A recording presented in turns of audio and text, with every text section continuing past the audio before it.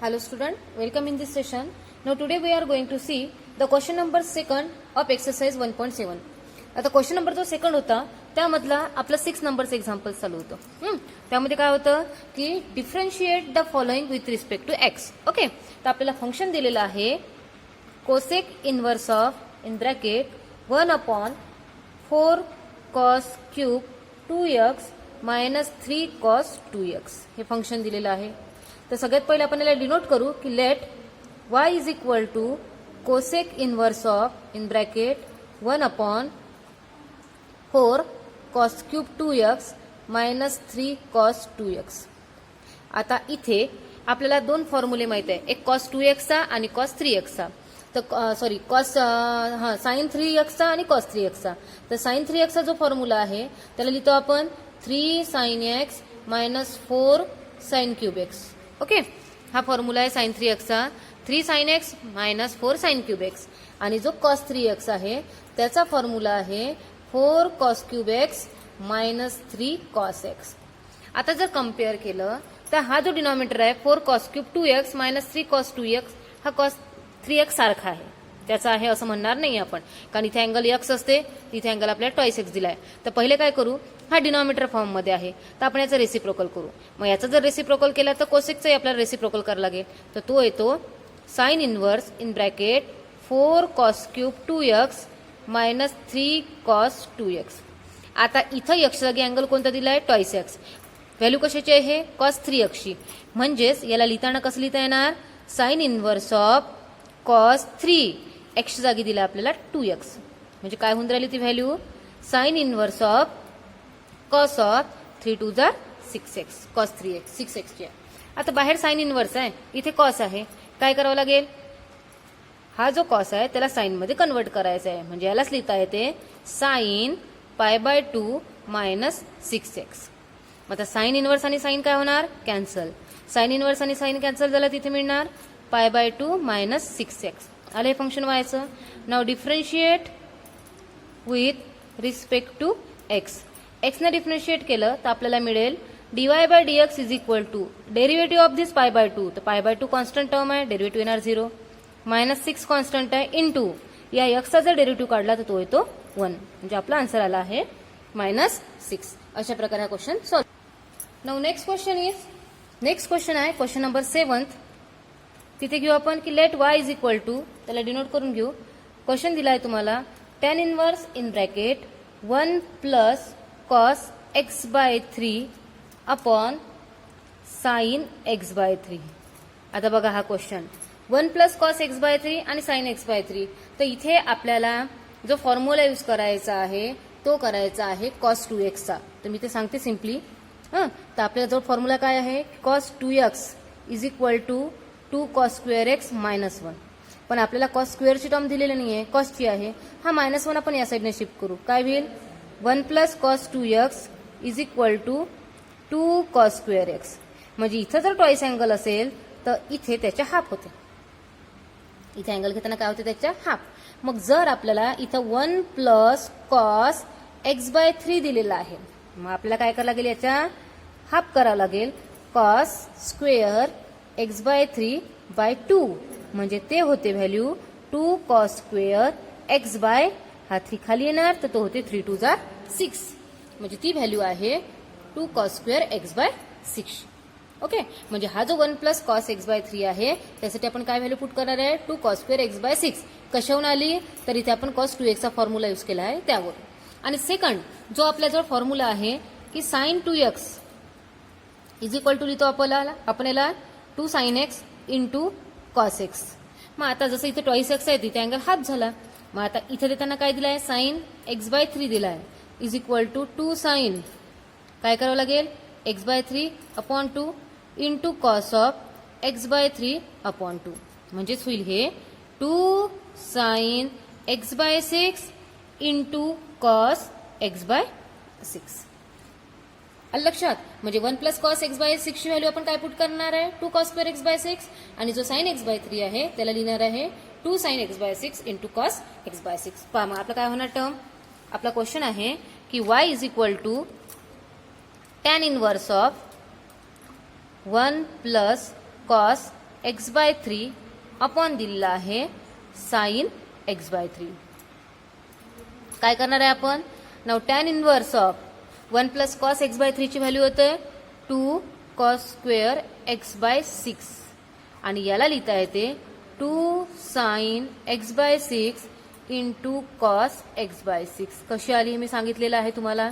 Okay, तर यातला हा 2 कॅन्सल होईल. एक कॉस एक्स बाय 6 ची टर्म काय होते? कॅन्सल. मग हा इथं राहते cos x by 6 upon sine x by 6, तर ते येते tan inverse of cot of x by 6. Cot x by 6 येते.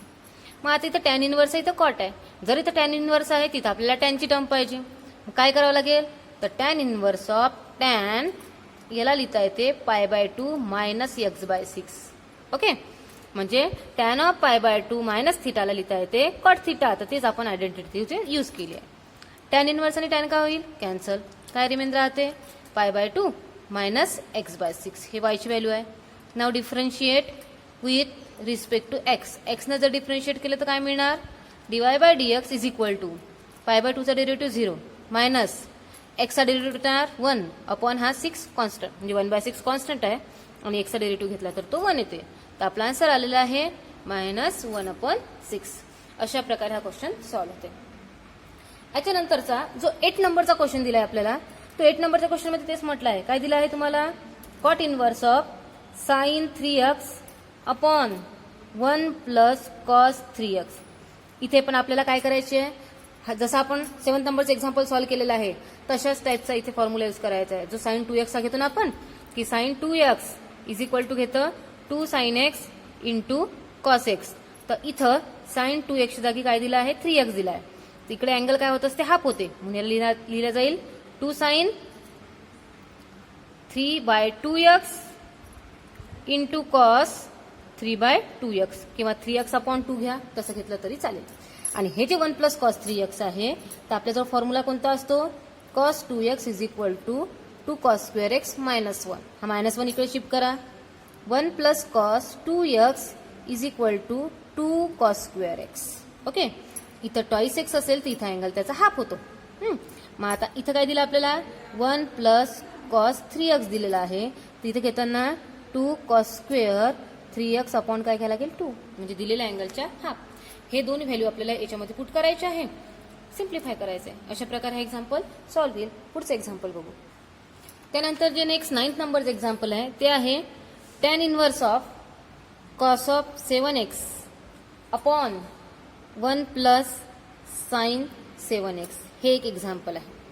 आता इथं कॉस 7x घेतलेला आहे आणि इथं 1 प्लस साइन 7x आहे. ओके, इथं 1 प्लस कॉस एक्स होतं आणि साइन 3x होतं, म्हणजे आपण इथं साइन 2x चा फॉर्म्युला लावला आणि इथं 1 प्लस कॉस 2x चा फॉर्म्युला लावला. इथे थोडा चेंज करावं लागेल, म्हणजे थोडंसं एक्झाम्पल थोडंसं वेगळ्या प्रकारे सॉल्व्ह करावं लागेल. ते कसं ते आपण बघू.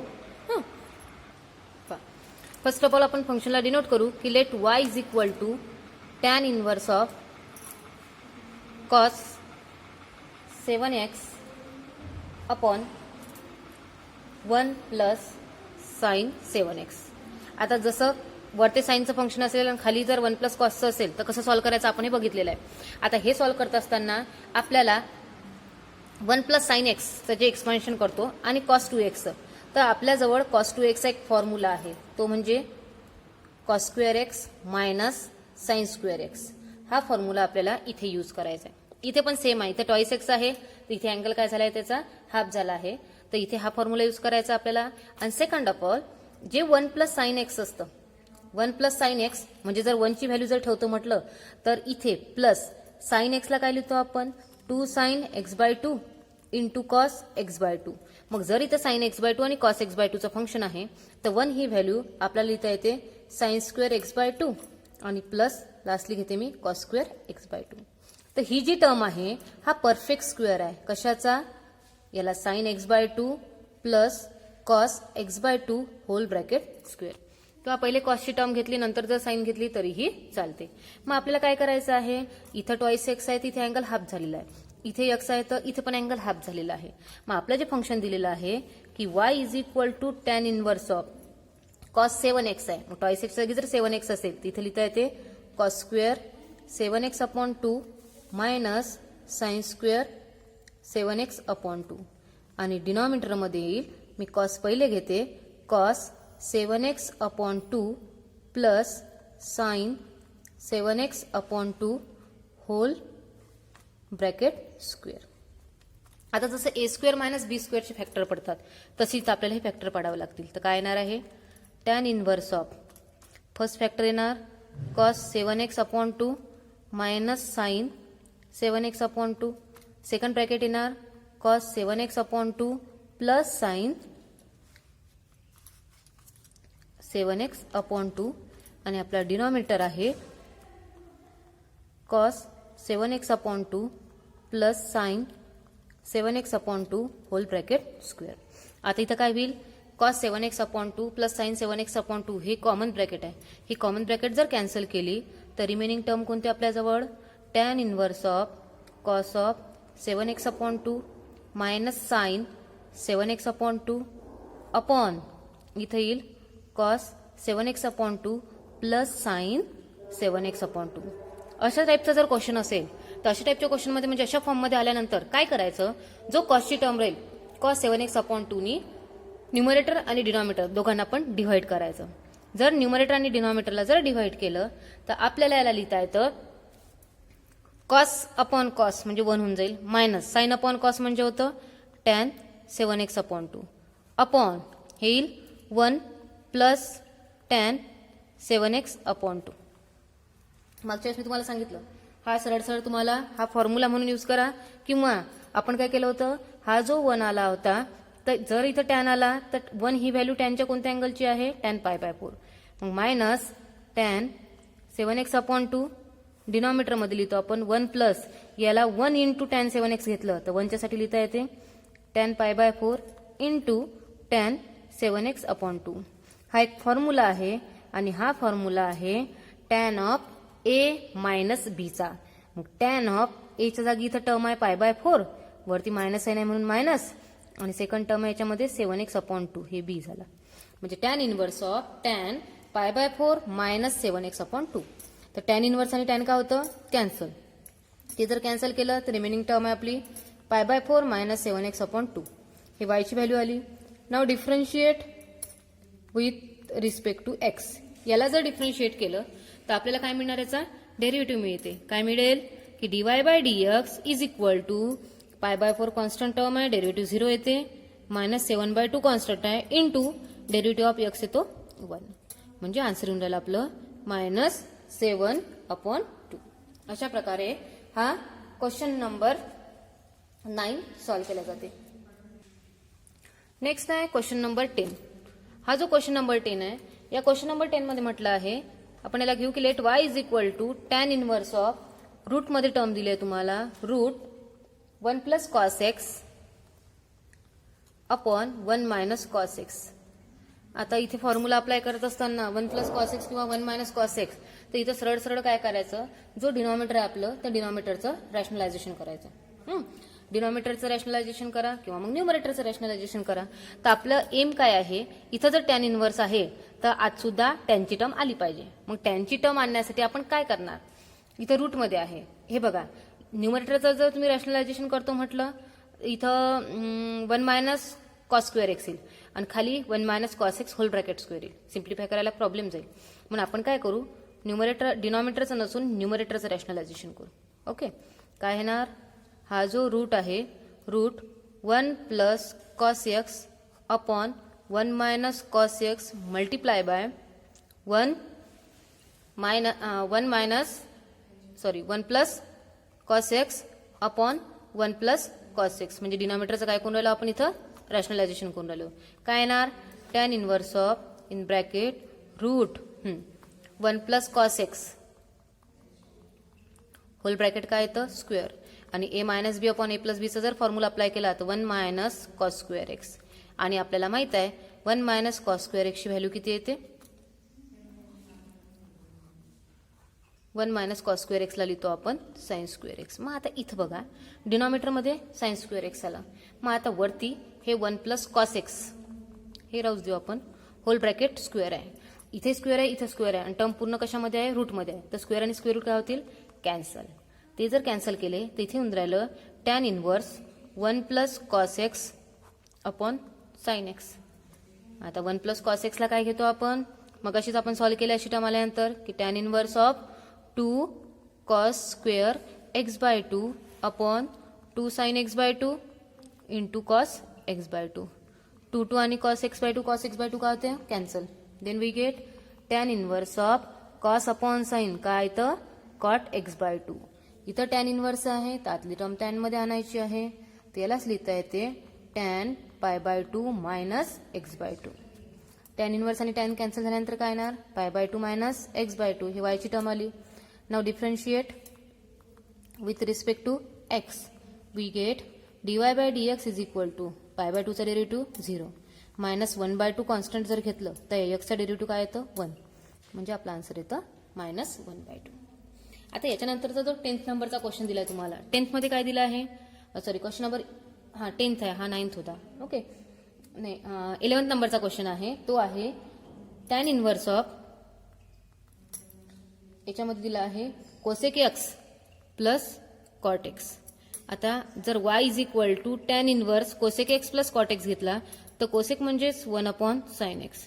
ओके आणि कॉट म्हणजे cos x upon sine x. Denominator same आहे म्हणजे टर्म काय आली तुमची tan inverse of in bracket 1 plus cos x upon sine x आली. ही स्टेप पूर्ण रिपीट, पूर्ण अशीच मेथड पुढे कॅरी होईल आणि आपला आन्सर निघेल. तुमचा आन्सर सेम आहे ना, ते म्हणजे मायनस 1 बाय 2.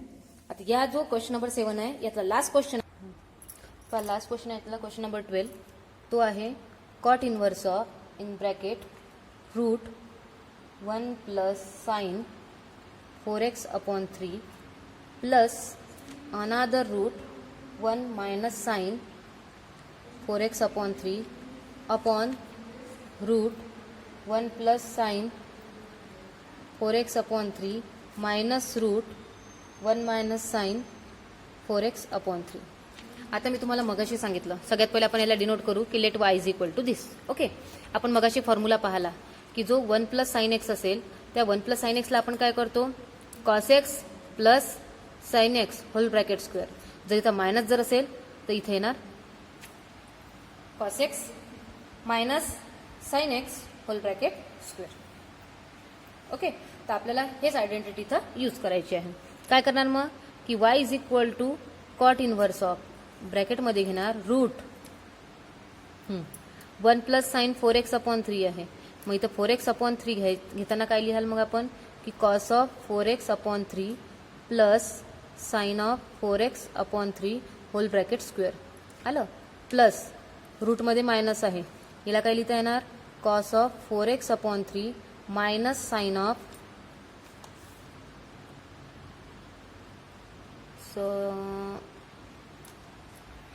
ओके सॉरी हा फॉर्म्युला इथं 1 प्लस साइन एक्स इथं आपण x बाय 2 घेत असतो. ओके इथं जर 2x असेल तर इथे x येणार, पण इथं जर x असेल तिथं आपण x बाय 2 घेतलं होतं.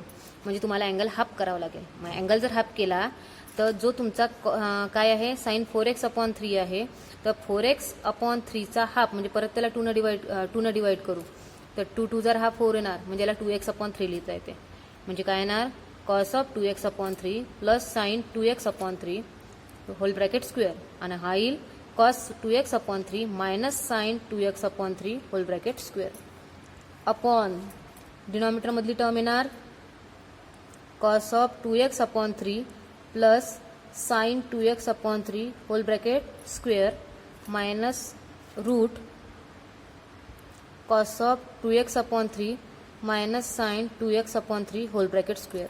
आता इथे काय होईल स्क्वेअर आणि स्क्वेअर रूट कॅन्सल होईल. मग आता स्क्वेअर आणि स्क्वेअर रूट जर कॅन्सल केले तर फर्स्ट ब्रॅकेटमधली टर्म आहे आपली cos of 2x upon 3 plus sine 2x upon 3 plus second bracket येते cos of 2x upon 3 minus sine 2x upon 3 upon डिनॉमिनेटरमध्ये आहे cos of 2x upon 3 plus sine 2x upon 3 minus next bracket आहे cos of 2x upon 3 minus sine 2x upon 3. Okay आता काय करायचं आहे cot inverse of bracket remove करा. मग cos 2x upon 3 plus sine 2x upon 3 plus cos 2x upon 3 minus sine 2x upon 3 upon डिनॉमिनेटरमध्ये येते cos 2x upon 3 plus sine 2x upon 3 मायनसने multiply करा मायनस कॉस 2x अपॉन 3 हे minus minus काय होणार plus sine 2x upon 3 bracket complete. आता minus sine 2x upon 3 plus sine 2x upon 3 cancel आणि इथे cos 2x upon 3 minus cos 2x upon 3 cancel होणार. काय येईल मग cot inverse of cos 2x upon 3 plus cos 2x upon 3 2 cos 2x upon 3 आणि डिनॉमिनेटरमध्ये येते 2 sign 2x upon 3 2 काय होतात कॅन्सल आणि कॉस अपॉन साइनला लिहिता येते कॉट म्हणजे cot inverse of cot of 2x upon 3 cot inverse आणि कॉट कॅन्सल होतं. राहिलेली टर्म कोणती आहे 2x अपॉन 3. मग आता इथं now differentiate with respect to x we get dy by dx is equal to 2/3 constant आहे derivative of x in r1 म्हणजे आन्सर इथे 2/3. अशा प्रकारे हा क्वेश्चन नंबर 7 आपण पूर्णपणे सॉल्व्ह केलेला आहे. इथे जनरली आपण जे ट्रिग्नोमेट्रिक रेशोच्या बेसिक फॉर्म्युलेज आहेत त्या फॉर्म्युलेचा यूज केलेला आहे साइन 2x कॉस 2x त्याच्यानंतर साइन 3x कॉस 3x त्यानंतर टॅन 3x. तर हे कसे आले काय आले हे व्यवस्थित समजून घ्या. आता इथे थोडंसं आपली गडबड झाली तर मी एकदा रिपीट करते. आपण काय म्हटलेलं आहे की sign 2x 1 plus sine 2x हा फॉर्म्युला आहे. मग 1 प्लस साइन 2x असेल तर मी काय केलं इथे याला राहू दिलं प्लस साइन 2x काय लिहू आपण 2 sine x into cos x okay. आणि 1 ची व्हॅल्यू आपल्याला माहिती आहे साइन स्क्वेअर x प्लस काय आहे कॉस स्क्वेअर x. मग sine square x plus 2 sine x into cos x plus cos square x आहे. ही व्हॅल्यू कशाची आहे sine x plus cos x whole bracket square. म्हणजे इथं जर 2x असेल तिथे अँगल काय झाला हाफ झालेला आहे. मग याच्यामध्ये आपल्याला काय दिलं आहे 4x अपॉन 3 दिलेला आहे. तर इथे हा 4x अपॉन 3 जो अँगल आहे याचा काय करायला लागेल हाफ म्हणजे याला डिवाइड बाय 2 म्हणजे याला लिहिता येणार आपल्याला 4x अपॉन 2 आणि हा 3 खाली 3 तर 2 2 जार 4 ती ही व्हॅल्यू येते 2x अपॉन 3. ही अँगल इथं आपण घेतलेला आहे 2x अपॉन 3. आलं लक्षात. अशा प्रकारे हा क्वेश्चन नंबर 7 इथं कम्प्लीट झाला. नेक्स्ट लेक्चरमध्ये आपण क्वेश्चन नंबर 8 आणि 9 बघूया.